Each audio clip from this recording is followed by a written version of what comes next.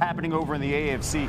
Justin Fields leaving the Steelers for the Jets and reuniting with former Buckeye teammate Garrett Wilson. They played 2 seasons together in Columbus, going to the CFP title game in 2020 where they lost to Alabama. Today, Wilson talked about his future.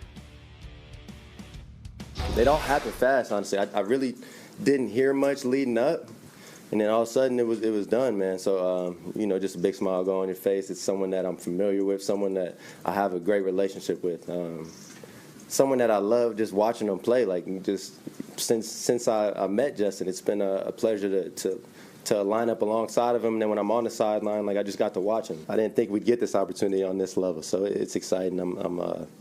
I'm still taking it in all the way. It's cool. It's cool. We've been definitely, picking up where we left off. By the way, if you look at Wilson's career, very brief in the NFL, he's caught a lot of different quarterbacks, and now he's familiar here with Justin Fields. How do you see this playing out for the Jets with Justin Fields under center? Well, look, Aaron Glenn came in, and when he was even interviewing with the Jets, they were talking about quarterback plans, and he was mentioning Justin Fields, having gone up against him in Chicago when he was with Detroit for all these years. So they get their guy. They get him on a contract that doesn't break the team financially in any way, and it actually opens the door for contract extensions for guys like Sauce Gardner and Garrett Wilson. Justin Fields came in, and he was going to the Jets. Now, look, the Steelers, they might have had conversations at one point, but this was like Jets from the start. He's there. Wilson is a familiar face. I'll tell you this, I was skeptical on the Jets this season. I was saying, all right, it's a redo year, it's a restart, after the Rodgers experiment. 100% participation yesterday at OTAs.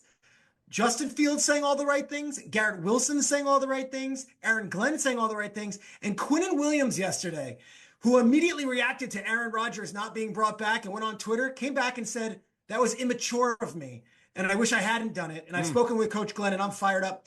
Feels like it's a different culture in New York right now, and it's not just being led by one man who was under center last year. And by the way, it's the Aaron Glenn effect as well. You will see that continue with this team. And, Peter Schrager deserves a lot of credit joining us less than 24 hours after what we saw at MSG. A diehard Knicks fan, still in mourning, still in shock after watching his Knicks lose in overtime. Thank you, Peter. Really nice. Thanks so much for that. Online of Travis Hunter. There you see Trevor Lawrence tossing a few. Let's watch this break from Hunter. A little out pattern here, and that looks all right. Smooth. That's not bad. Not bad. Trevor Lawrence talking today about the new system, the new head coach, Liam Cohen. I really like the people we have here now. I love the system. I love the staff, the players that we brought in along with the guys that were already here. I feel very confident in where we're going and the trajectory we're heading. Can't change the past, Of course, I would love to have a little more success up until this point, to answer your question. Yeah, of course. But, the reality is this is where we're at, and I love where we're at, and I got a lot of confidence in it, and we just got to keep putting the work in out here every day to prepare ourselves for the fall. Well, Duval isn't going to want to see this, because when you compare Trevor Lawrence to Daniel Jones over their first 60 starts, the numbers are frighteningly similar. Yet Trevor's still thought of as a franchise QB, still hope he's the savior of the Jaguars franchise, and Jones was cast off by the Giants, now with the Colts, trying to beat out Anthony Richardson for the starting job there. As you look at some of the notable quarterback battles we'll see playing out over the summer, 4-way battle in Cleveland, 3-way battle with the New York Giants, and the Steelers, they wouldn't have a battle if Aaron Rodgers would decide to join. Let's go through these competitions with Lige Douzable and Mike Renner. And guys, we're going to start with the Indianapolis Colts, where Anthony Richardson has been unable to stay healthy for the majority of his first 2 seasons. Would it benefit them at all to have Daniel Jones come in and just win this job week 1? Who do you think does it? I believe Daniel Jones does win the job. He had an opportunity as a free agent to go to multiple teams, maybe even re-sign with the Minnesota Vikings, but he was given this opportunity to start because it is going to be an open quarterback battle between Anthony Richardson. And usually when you go to a team, a guy is picked in the top 5, he's going to be your franchise quarterback. But to your point, Anthony Richardson has struggled to stay healthy.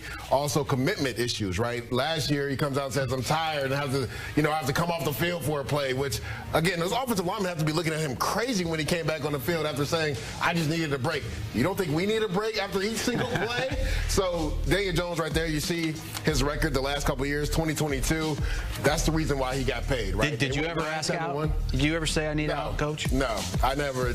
Now we have a nice rotation on D-line, but I never asked to come out of the game. Like I'm tired. I need a little break. Exactly. You're not supposed to do that. Everybody's tired when they're playing in the NFL. But as a quarterback, everybody has to believe that you're the leader and that you're willing to go through the foxhole and the fire with them. And that doesn't prove that when you're taking yourself out of the game. So I ultimately believe Daniel Jones will win this job just because Anthony Richardson has had 2 years.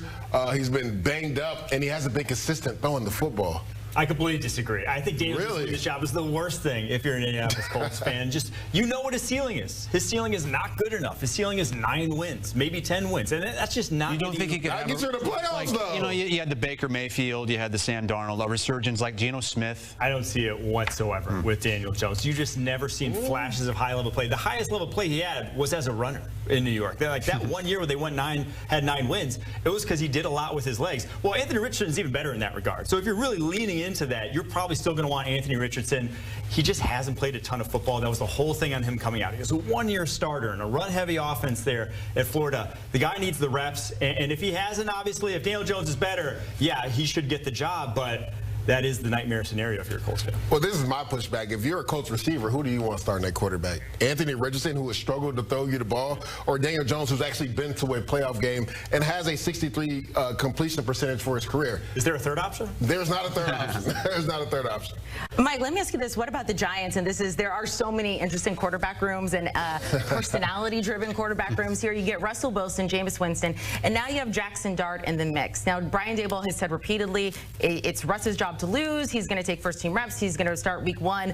But how much could things change over the course of the season? Or in the summer? I bet they don't. I bet it's Russell's until basically the season or until he gets hurt. I doubt they change course. I bet it is him through and through. Jackson Dart, coming from that Ole Miss offense, it was so gimmicky. It does not prepare you for the NFL. He's going to struggle or need that seasoning coming in. But Russell Wilson, the biggest selling point for him compared to Jameis, compared to Daniel Jones, who just left. He doesn't fumble. He doesn't throw it to the other team. He's not going to turn the ball over. Yeah, he may take some bad sacks, but he's a good deep ball thrower to a offense that has 2 great deep ball wide receivers in Darius Slayton and Malik Neighbors. So it pairs well enough. And again, he's not going to go out and lose you games. This is a defense-first football team at this point with that defensive line.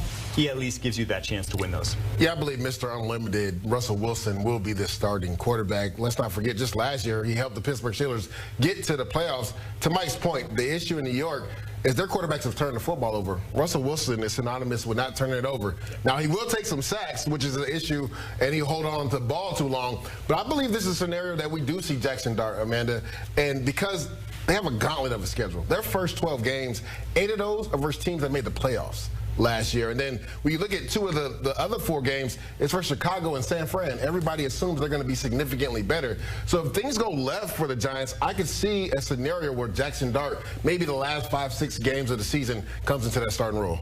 Let's go to the Cleveland Browns, who have a 4-way battle with Deshaun Watson not a part of that because he's likely going to be out the whole season with his injury.